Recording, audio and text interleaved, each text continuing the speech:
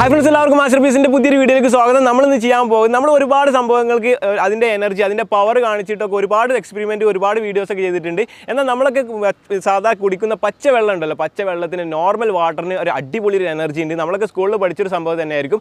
ആ ഒരു എനർജിയാണ് നമ്മൾ ഇന്ന് കാണിക്കാൻ പോകുന്നത്. അതായത് നമ്മളൊരു ഗ്ലാസ് എടുത്തതിന് ശേഷം അതിലേക്ക് മുട്ടുസൂചികൾ ഗ്ലാസ് എടുത്തതിന് ശേഷം അതിൽ ഫുള്ളായിട്ട് വെള്ളം ഫില്ല് ചെയ്യും. അതിനുശേഷം നമ്മൾ അതിലേക്ക് എന്തിട്ട് കഴിഞ്ഞാലും പുറത്തേക്ക് വെള്ളം തെറിച്ച് പോകുമല്ലോ. പക്ഷേ നമ്മൾ അതിലേക്ക് ഓരോ മുട്ടുസൂചിയായിട്ട് ഇട്ട് കഴിഞ്ഞാൽ ഒരുപാട് മുട്ടുസൂചികൾ നമ്മൾക്ക് ഇതിലേക്ക് ഇടാൻ പറ്റും.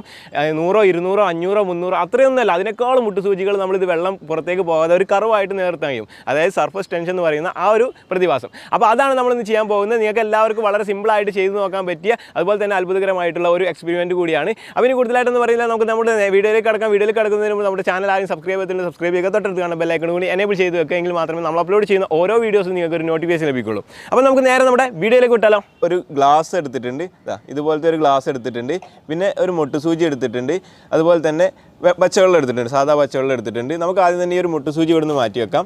അതിനുശേഷം നമ്മൾ ഈ ഗ്ലാസ്സിലേക്ക് ഒന്ന് വെള്ളം ഫില്ല് ചെയ്യാം. അതായത് നോർമലി നമ്മൾ വെള്ളം ഫില്ല് ചെയ്യുന്ന സമയത്ത് നമുക്കറിയാം, നമ്മൾ ഒരു ഗ്ലാസ്സിലേക്ക് ഫുള്ളായിട്ട് വെള്ളം ഒഴിച്ച് കഴിഞ്ഞാൽ, അതായത് ഇതുപോലെ ഫുള്ളായിട്ട് വെള്ളം ഒഴിക്കുക, കവിഞ്ഞ് ഒഴുകുന്നത് വരെ വെള്ളം ഒഴിക്കുക. നമുക്ക് ഇത്രയും വെള്ളം ഒഴിച്ച് കഴിഞ്ഞാൽ നമുക്കറിയാം, ഇനി ഇതിലേക്ക് എന്തെങ്കിലും ഒരു കല്ലോ എന്തെങ്കിലും ഒരു സാധനം ഇട്ട് കഴിഞ്ഞാൽ പുറത്തേക്ക് വെള്ളം പോകും. അപ്പോൾ അതായത് ഈ ഒരു ഇതിലേക്ക് പ്രഷറിൽ ഇട്ട് കഴിഞ്ഞാൽ പുറത്തേക്ക് പോകും. പക്ഷേ അത് പോകാതെ നമുക്കിതൊരു കർവായിട്ട് നിൽക്കുന്നത് കാണിച്ചു തരാം. അതിന് വേണ്ടിയിട്ട് നമ്മൾ എത്രത്തോളം മുട്ടുസൂചി ഇതിലേക്ക് ഇട്ട് കൊടുക്കാൻ പോകുക. ഒരു മുട്ടുസൂചിയുടെ പാക്കറ്റ് 60 ഗ്രാം ആട്ടോ. അപ്പോൾ നമ്മൾ എത്രത്തോളം മുട്ടുസൂചി ഇതിലേക്ക് ഇടാൻ കഴിയുമെന്ന് നോക്കാം.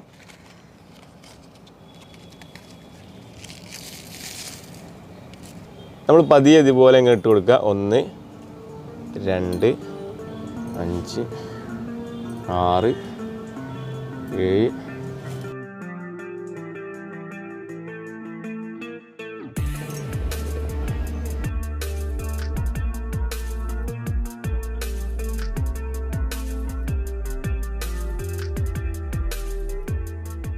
അങ്ങനെ നമ്മൾ 200ാമത്തെ തട്ടയിടുന്നത് 200 എണ്ണമായി.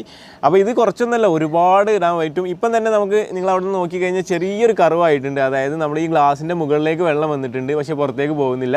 അപ്പോൾ 200 എണ്ണം ആയപ്പം തന്നെ ചെറിയൊരു കർവ് തുടങ്ങിയിട്ടുണ്ട്. അപ്പോൾ ഇനി നമുക്ക് ഒരുപാട് എണ്ണം ഇടാൻ കഴിയും. അപ്പോൾ നമുക്ക് ഇനി കുറച്ച് സ്പീഡ് മോഷനിൽ കൂടുതലായിട്ട് നമുക്ക് ഇതിലേക്ക് ഇട്ട് കൊടുക്കാം.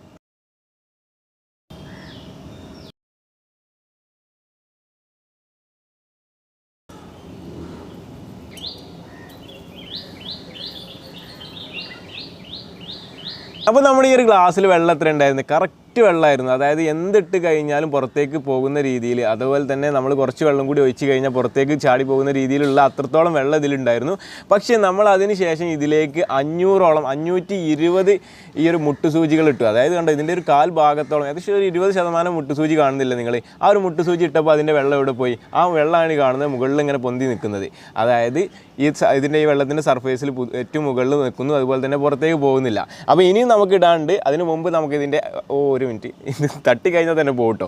നമ്മൾ സംസാരിക്കുന്ന ആ രീതിയിൽ തന്നെ ചിലപ്പം പോകും. അപ്പോൾ ഇതിൻ്റെ ആ ഒരു സയൻസ് എന്താണെന്ന് വെച്ച് കഴിഞ്ഞാൽ നമുക്ക് പറയാം. അതായത് വെള്ളം എന്ന് പറഞ്ഞു കഴിഞ്ഞാൽ ഒരുപാട് മോളിക്യൂൾസ് ആണ്. അതായത് മോളിക്യൂൾസ് എന്ന് പറഞ്ഞു കഴിഞ്ഞാൽ തന്മാത്രകൾ.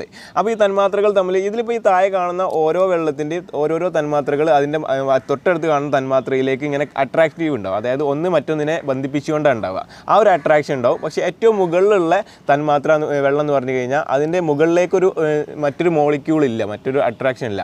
അതുകൊണ്ട് തന്നെ നമുക്ക് ഈ ഒരു കാണുന്ന ഇവിടേക്കുള്ള മോളിക്യൂളിനെ താഴെയുള്ള മോളിക്യൂൾസ് വലിക്കുകയാണ്. അതായത് ഉള്ളിലേക്ക് വലിച്ചുകൊണ്ടേയിരിക്കും തന്മാത്രകളെ.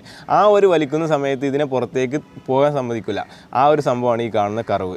കണ്ടോ, ഈ ഒരു വെള്ളത്തിൻ്റെ അട്രാക്ഷൻ, അതായത് ഈ താഴെ കാണുന്ന വെള്ളം മുകളിലുള്ള വെള്ളത്തെ പിടിച്ചു വലിക്കുക, പുറത്തേക്ക് കളയാൻ പറ്റില്ല. പക്ഷേ ഇത് നമുക്ക് പുറത്തേക്ക് പോകും. എങ്ങനെയാണെന്ന് വെച്ച് കഴിഞ്ഞാൽ ഇതിനേക്കാളും കുറച്ചും കൂടി ഈ ഒരു അട്രാക്ഷനേക്കാളും കുറച്ചും കൂടി പവർ നമ്മൾ കൊടുത്തു കഴിഞ്ഞാൽ, അതായത് ഈ ഒരു സംഭവം ഇത് ഫുള്ളായിട്ട് ഇതിലേക്ക് ഇടുകയാണെങ്കിൽ ഫുള്ളായിട്ട് പുറത്തേക്ക് പോകും. പക്ഷേ നമ്മൾ ഓരോന്നായിട്ട് ഇതിലേക്ക് കറക്റ്റായിട്ട് ഇട്ട് കൊടുക്കുകയാണ്. അതായത് ആ ഒരു അട്രാക്ഷൻ്റെ അത്ര പവറിൽ ഇല്ലാതെ സ്ലോലി ഇട്ട് കൊടുക്കുകയാണെങ്കിൽ നമുക്ക് ഇനിയും ഇതിലേക്ക് ഇതുപോലെ ഈ ഒരു മുട്ടുസൂചി ഫുള്ളായിട്ട് നമുക്ക് ഇടാൻ പറ്റും. ഏകദേശം 1000 ഒക്കെ നമുക്ക് കവർ ചെയ്യാൻ പറ്റും. അപ്പോൾ നമുക്ക് ഓരോന്നായിട്ട് ഇട്ട് കൊടുക്കാം.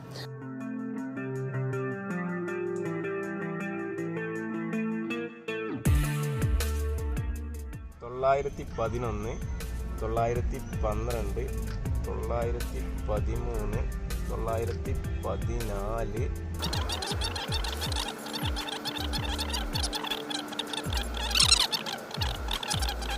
47, 48 48 ഇതാ ഇപ്പുറത്തേക്ക് വന്നാൽ കാണാം ഒരു തുള്ളി വെള്ളം പുറത്തേക്ക് പോയിട്ടോ. അത്രയും ടൈം നമ്മളിത് ഫുള്ളായിട്ട് ഇത്രയും സാധനം ഇട്ടിട്ട് പുറത്തേക്ക് പോയില്ല. ആ ഒരു വെള്ളമാണ് മുകളിൽ കറുവായിട്ട് നിന്നത്. ഇത്രയൊക്കെ ഇനി ഇട്ട് കൊടുക്കാൻ കഴിയും കേട്ടോ, കറക്റ്റായിട്ട് ഇട്ട് കഴിഞ്ഞാൽ ഇട്ട് കൊടുക്കാൻ കഴിയും. അപ്പോൾ ഇത് ഫുള്ളായിട്ട് അതായത് ആ ഒരു വെള്ളത്തിന്റെ മോളിക്യൂൾസിന്റെ അട്രാക്ഷനേക്കാളും സ്പീഡിൽ നമ്മൾ ഒരു കിളി പോയതാണ്. അതായത് ആ ഒരു മോളിക്യൂൾസിന്റെ അട്രാക്ഷനേക്കാളും അതിനേക്കാളും അട്രാക്ഷനേക്കാളും പവറിൽ ഇട്ട് കഴിഞ്ഞാൽ എന്താ സംഭവിക്കുക നോക്കാം. ഈ ഒരു കയ്യിലുള്ളത് ഓരോന്നായിട്ട് ഇട്ട് കഴിഞ്ഞാൽ നമുക്ക് ഇതേപോലെ കറുവായിട്ട് നിൽക്കും. അപ്പോൾ ഇത് ഫുള്ളായിട്ട് നമ്മൾ ഒറ്റയടിക്ക് ഇട്ട് കൊടുക്കാൻ പോവാണ്.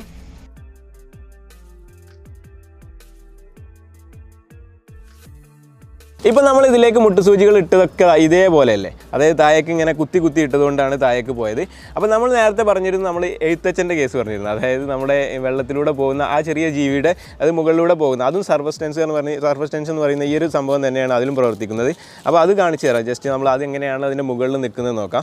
അതിനുവേണ്ടി നമ്മൾ ഇവിടെ ഒരു പേപ്പർ എടുത്തിട്ടുണ്ട്. ആ പേപ്പറിൻ്റെ മുകളിൽ നമ്മളൊരു മുട്ടുസൂചി ഇതുപോലെ കിടത്തി വെക്കുന്നുണ്ട്. അതിന് ശേഷം നമ്മൾ ഈ ഒരു പേപ്പർ ഇതിൻ്റെ ഈ വെള്ളത്തിൻ്റെ മുകളിൽ വെക്കാൻ പോവാണ്.